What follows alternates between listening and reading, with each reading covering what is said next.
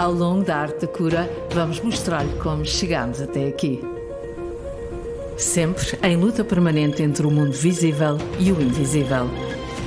Primeiro a arte, as ideias e a curiosidade libertam-nos. Depois a ciência traz certezas e a cura rápida no combate à doença. Agora voltamos a olhar o todo para garantir que a arte da medicina cuida da saúde e da dignidade humana.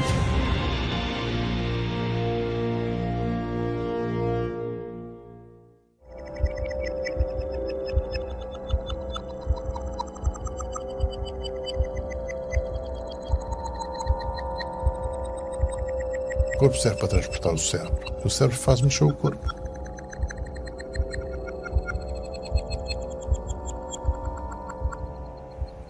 É uma simbiose muito engraçada. O corpo existe, num certo sentido, para poder aproximar-se e obter o que é necessário para manter a vida ou para fugir da agressão. Os sentidos abrem o mundo à mente. Com cabeça, tronco e membros, a natureza revestiu-nos de um escudo entre o exterior e o interior do nosso corpo. A pele é o maior órgão do corpo humano. Ela é renovada de 28 em 28 dias, durante um ciclo lunar, e tem capacidade para nos defender da parte externa, portanto arranjarmos mecanismos de defesa e de conexão com o exterior. É na pele que o tempo desenha linhas de expressão, reflete as nossas emoções e deixa transparecer qualquer transtorno. Num diálogo contínuo com todos os nossos órgãos internos, uma característica da pele aguça a nossa curiosidade. A pele não é transparente, a pele é opaca. A opacidade da pele impediu o olhar de mergulhar na profundidade do corpo. O nosso interior permanecia um mistério. Esta ânsia de procurar o interior do corpo sempre existiu. Se nós formos ver em sociedades mais ancestrais, houve sempre uma tentativa de alguém, que era muitas vezes o xamã, o feiticeiro, de entrar dentro do corpo para explicar essa doença. E era a primeira coisa que nós tínhamos de perceber, era como é que era a anatomia, porque não se sabia. Durante a época das cruzadas, as autópsias foram proibidas e, portanto, a anatomia sofreu um certo atraso, não sabia nada. Por que o céu é azul? Grande parte das descobertas em medicina surgiram da curiosidade das pessoas de perceberem como é que o nosso corpo funciona. As mentes criativas conseguem imaginar outras possibilidades. São capazes de ativar e desativar as redes cerebrais com muita flexibilidade e, ao que consta, o barulho da água no chuveiro pode trazer cegueira cerebral, uma espécie de restrição dos sentidos que chega sempre antes de uma grande ideia. Eureka! Como dizia São Tomás de Aquino, o conhecimento precisa de imagens sobre o mundo que nos rodeia e, no Renascimento, alguém vai desenhar o que nunca tínhamos visto. O Leonardo é o primeiro a trespassar a fronteira da pele e a desenhar aquilo que vê. São as primeiras representações realistas do interior do corpo. E, nesse sentido, ele funda a imagiologia médica. São os desenhos anatómicos.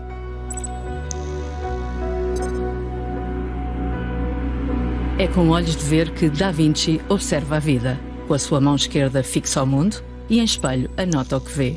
Torna o conhecimento visível e transporta o ser humano para uma realidade multidimensional. A ideia era da simetria, a ideia era do experimentalismo, a ideia era conhecer novos mundos, a ideia era conhecer, de facto, uma realidade que explicasse como é que as pessoas se movem, se mexem. E o Leonardo da Vinci é claramente, talvez, dos grandes cientistas que consegue transpor a ciência exatamente para o mundo da arte. A partir daqui, a imagem torna-se central na descoberta e compreensão do corpo, mas o tratado científico de anatomia só vai chegar mais tarde.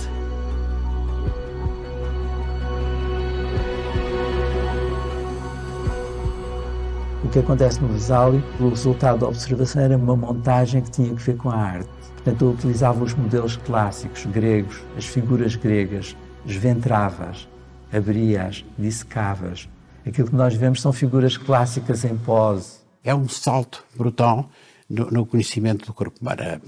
A obra do Vesalo, com aquelas gravuras extraordinárias, marca o início da anatomia. Conhecemos agora a morfologia do corpo humano, mas vamos ter de perceber como funciona esta nossa fábrica. E Da Vinci já o havia feito. A pessoa da assistência, o Leonardo da Vinci, que fez um desenho do nervo óptico, do olho do nervo óptico, a entrar para dentro de umas cavidades, 3 cavidadezinhas seguidas, que eram os ventrículos. E depois pensou, bom, se os olhos entram, os ouvidos também devem entrar, então toca-te fazer também um tubinho, ligar os ouvidos para dentro da cavidade. Que é muito curioso, quer dizer, portanto, é a descrição da função e não da anatomia. É enorme a revolução do Renascimento. De uma mentalidade medieval, entramos na sensibilidade moderna. Lápis e pincel, colaboração de anatomistas e artistas, os desenhos fundam a primeira época de cultura visual da medicina e são fundamentais para perceber o funcionamento dos órgãos.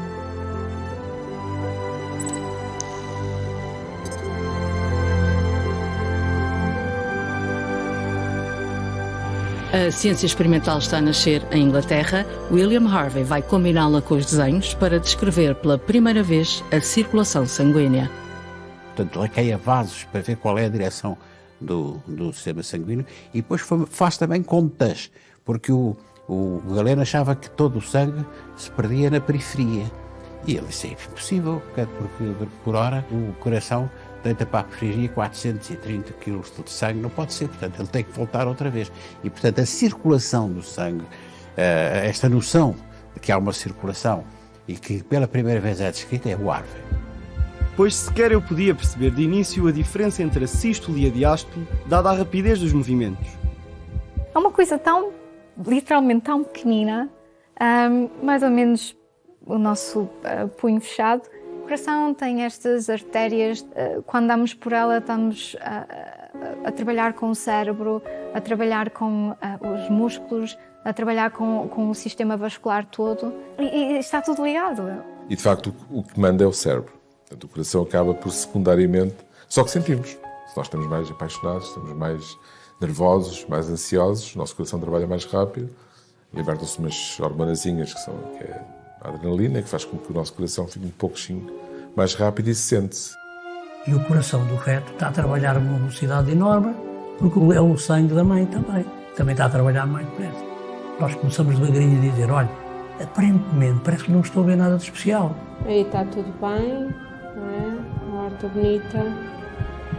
E é curioso que o coração do feto começa lentamente a melhorar a frequência cardíaca e diminuir aquela ansiedade transmitida pela mãe. E é assim que se começa a tratar o coração ainda no feto. Há que prevenir corações partidos, mesmo que este não seja o órgão das nossas emoções. Da prevenção, evitar que o coração seja partido é a melhor coisa que se pode fazer. Mas acontecem corações partidos, há muitos. Quer queiramos, quer não, as emoções marcam o ritmo da nossa frequência cardíaca. O pulsar do coração deixa-se sentir, mas também escutar.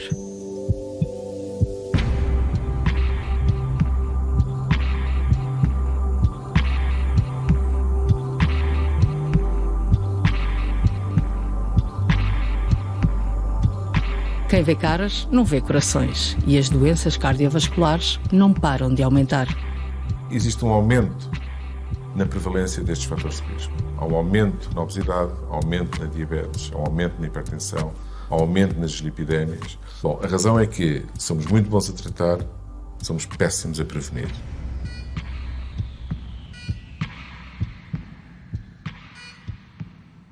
Mais ou menos 100 anos antes, nós temos um registro em 1911 de alguém que queria fazer o que eu muitas vezes refiro a um sistema, é uma célula terrorista, praticamente. Está muito bem integrada no sistema, sem chatear nada nem ninguém, mas quando é ativada faz um grande estrago. E neste caso o estrago era para resolver um problema que existe lá, naquele caso era danos vasculares.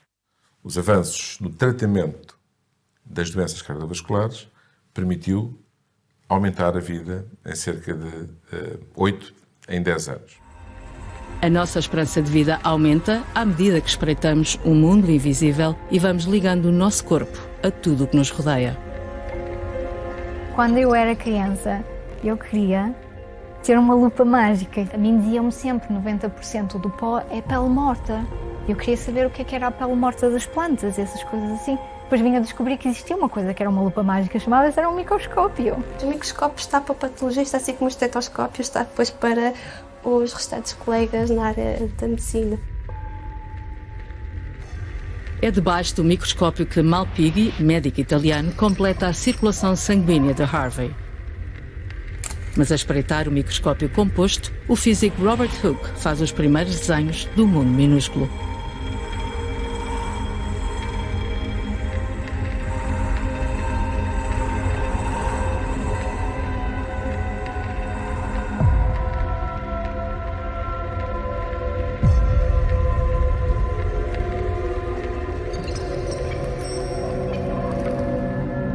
Será a forma e a estrutura de uma fina fatia de cortiça que vão deixar o mundo conhecer a célula. Com o mundo a aprender que todos os seres vivos são constituídos por células, confirma-se a teoria celular. Como é que eu lhe hei de explicar? É um mundo espetacular. Portanto, a célula tem um núcleo, e todos nós sabemos que núcleo e célula, pronto, para se reproduzir, o núcleo divide 2, 4, 8, 16, 32 e vai por ali fora e faz outras células. O fazer isto custa uma pipa de energia. A célula, ao dividir-se, gasta energia, que é uma loucura. O movimento das células é um processo igual, tanto na mosquinha da fruta, como numas células de ratinho, como no ser humano.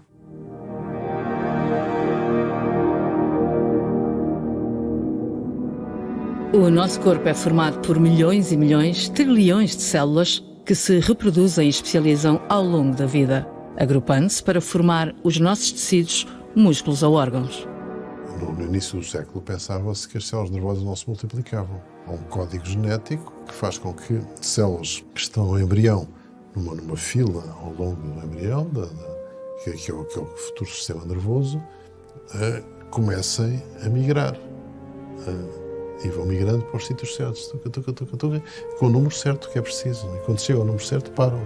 Nós estamos constantemente a fazer migrar células para se transformar em neurónios. E, portanto, ajudam a formar memórias, ajudam à aprendizagem. Portanto, essa migração faz-se ou por uma reação genética, quando o cérebro está-se a desenvolver, ou por influência do meio externo. Dotadas de autonomia, as células produzem proteínas para realizar as reações bioquímicas de que o corpo precisa para crescer, se desenvolver e curar. Entendê-las muda a nossa perspectiva de cura. Há uma fase em que, quando a pessoa adoece, é o órgão que adoece. Portanto, é um problema com o órgão. Se adoece o fígado, é o fígado que está doente. Numa segunda fase, percebe-se, já em finais do século XVIII, que não é bem assim. É um tecido que está doente. E depois, com o aprofundamento da óptica e da tecnologia, percebe-se que, afinal de contas, não é bem o tecido. São as células que estão doentes. O microscópio é fundamental porque é ele que permite ampliar a níveis de 1000 vezes o que estamos a ver a olho nu. E, portanto, e ver o detalhe citológico das células, que é muitas vezes fundamental para um diagnóstico conclusivo. Ampliamos e mergulhamos mais fundo. Confrontados com as transparências do mundo invisível do corpo, criamos corantes, interpretamos o essencial, conseguimos o detalhe. Normalmente, sem coloração, ao microscópio veríamos os tecidos sem nenhuma cor, não é? Portanto, seriam transparentes. Por isso, é muito importante usarmos os corantes. Geralmente, o corante universal que todos conhecem é a hematoxilina e a eosina, que permite corar em diferentes tonalidades as diferentes estruturas da célula. A memória do mundo vai passar agora pela câmara escura e a fotografia altera a perspectiva da medicina. As chapas fotográficas são o novo meio de registro de um novo tipo de raio.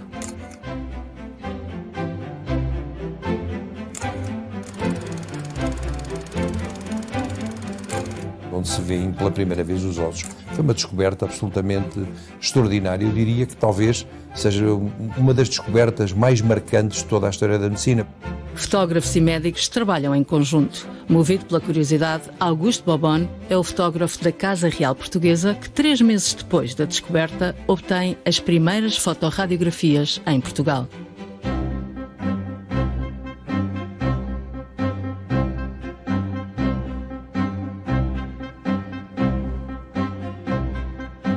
Num jogo de sombras e contornos pouco definidos, são assim as imagens que atravessam a matéria opaca e deixam ver o nosso corpo. A partir do momento em que começa a ter uma ideia do que se passa no corpo por dentro, começa a ter acesso a um tipo de informação que só tinha quando o doente tinha determinada patologia e era necessário intervir, abrir. O corpo passa a ser visível. O raio-x é a moda que nos aproxima de nós e todos satisfazem a curiosidade de espreitar o corpo por dentro e conhecem notícias de estabilidade. Foi muito utilizado pelas sapatarias para mostrar exatamente o conforto que o pé podia ter dentro de um sapato. Mas este lado de como é que os ossos, como é que o nosso corpo pode encontrar momentos estáveis. A segurança também passa pelo raio-x e espreita a história para trazer notícias sobre as doenças do passado.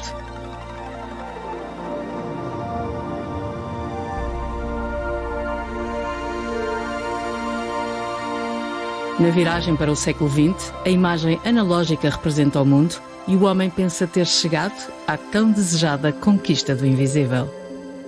Mas no mosteiro junto a Praga, o biólogo e frade agostiniano Gregor Mendel tinha andado a investigar ervilhas. Ele faz cruzamentos com as ervilhas e isola certas características, por exemplo, a cor ou o comprimento do talo, etc. Ele mistura muita coisa, porque ele faz a fecundação de umas com as outras, depois o pólen numa e noutra, e depois vê os resultados, faz um tratamento estatístico. Os trabalhos dele são de um brilho, a gente lê aquilo e fica absolutamente espantado. Só com a história do frade e das ervilhas é que a gente descobriu que havia genes e tínhamos alguma coisa que era científica. É a primeira grande demonstração da biologia científica.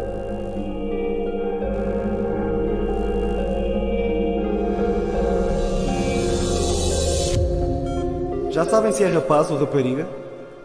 Será um cromossoma Y ou X a determinar o nosso sexo. Os cromossomas descobertos por Thomas Morgan são portadores dos genes, estando assim ligados à herança genética, à diversidade. A genética do cromossoma, que foi e que funcionou durante muito tempo para reconhecermos muitas doenças genéticas, muitas doenças hereditárias, etc. Agora entramos na genética do ADN.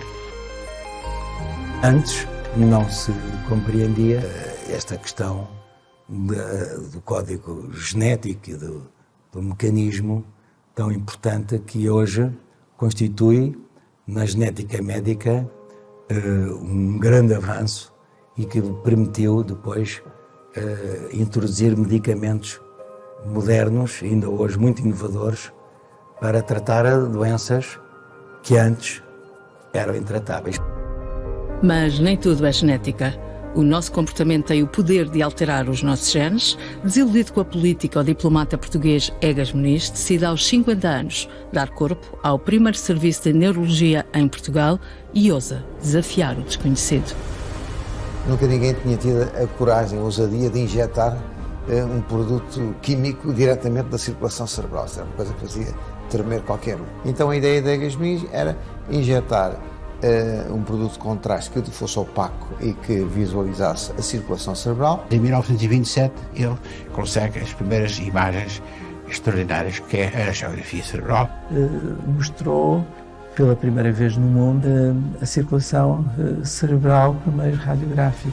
É um contraste que corre com o sangue ao longo dos vasos e tiram-se radiografias e, se houver uma massa dentro do que seja um tumor, isso desvia os vasos. Isto foi um avanço extraordinário a nível do mundo inteiro.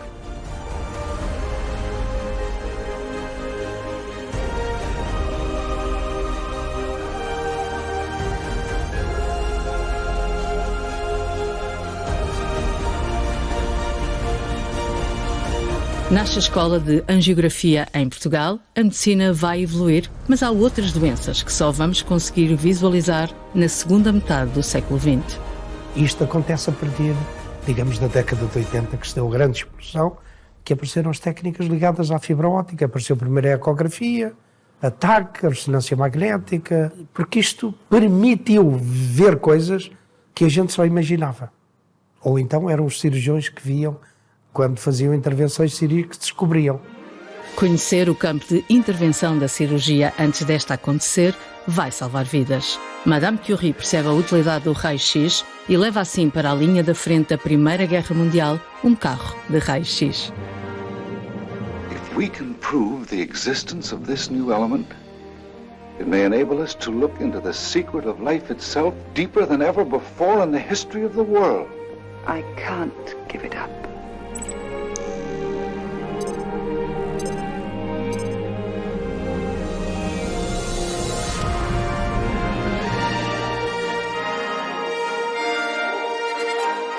Para o bem e para o mal, o rádio é a substância milagrosa vendido como água, cosmético ou dentífrico. A sua descoberta vale a Curie em 1911 o Nobel da Física, ao mesmo tempo que se começam a perceber os efeitos perniciosos, cresce a aplicação da radioterapia no tratamento de tumores malignos e, na altura, em doenças de pele.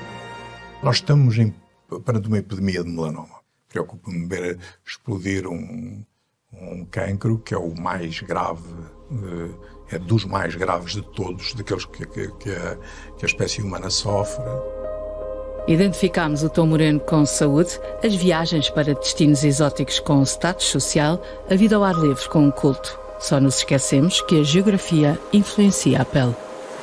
Nós não estamos preparados para a quantidade de radiação que apanhamos nestas exposições acentuadas. É por isso que é tão importante. Esta questão da luta contra as alterações climáticas também tem efeitos em saúde. Dos 3 átomos de oxigênio que constituem o ozono da estratosfera, deixam de ter condições de filtrar as radiações e hoje, sabemos todos, há um aumento da incidência dos cancros da pele, para além de outros problemas devidos ao aquecimento global. São precisos diagnósticos céleres e sem erros, mas a evolução das técnicas mostra que é preciso equilíbrio no uso dos meios complementares de diagnóstico, sem nunca esquecer o contexto clínico do doente. Nós fazemos hipótese de diagnóstico e a seguir vem a ecografia e diz: sim, senhor, tem um nódulo, tem um tumor aqui, tem ali. Depois vem a TAC, aperfeiçoou. E a seguir vem a ressonância magnética, depois as técnicas ligadas também à medicina nuclear, às câmaras, as técnicas endoscópicas, ver, digamos, os órgãos ocos por dentro. Isto deu-se uma transformação muito grande da medicina a partir daí.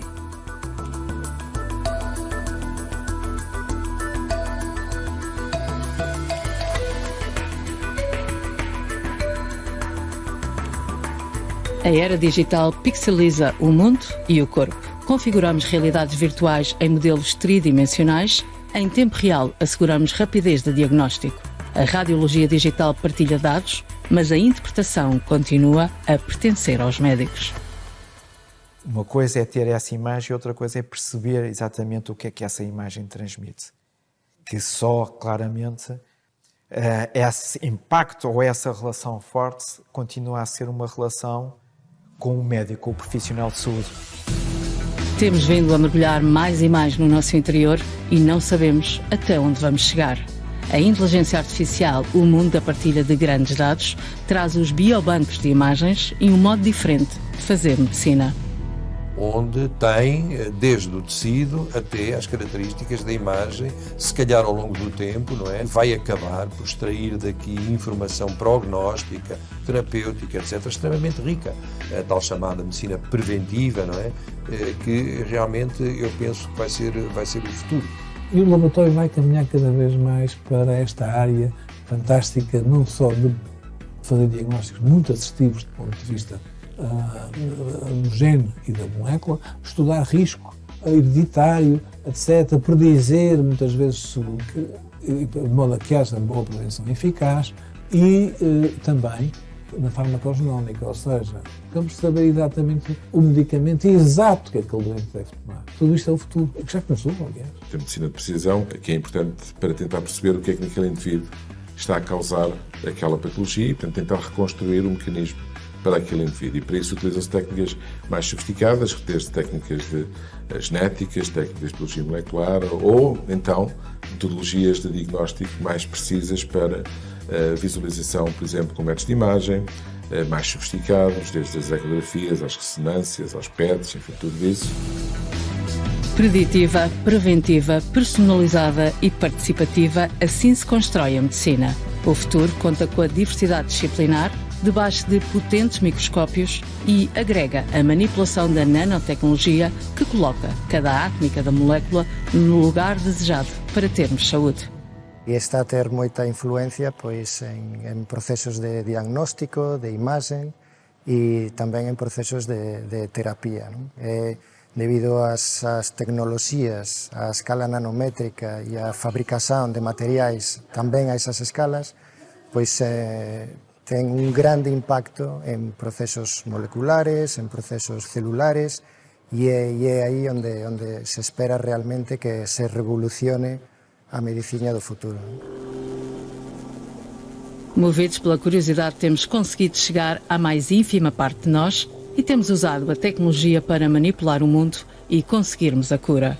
Já percebemos que o corpo é um ecossistema em constante adaptação, um desafio permanente, cuja diversidade pede cooperação. Estamos agora mais próximos de perceber as emoções, de que afinal também somos feitos e aquilo que nos distingue uns dos outros.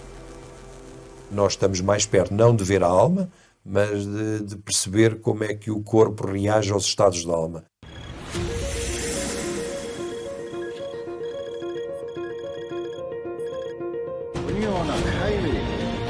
Chegámos até aqui num diálogo constante entre arte e ciência, um caminho para continuar a percorrer no próximo episódio da Arte da Cura.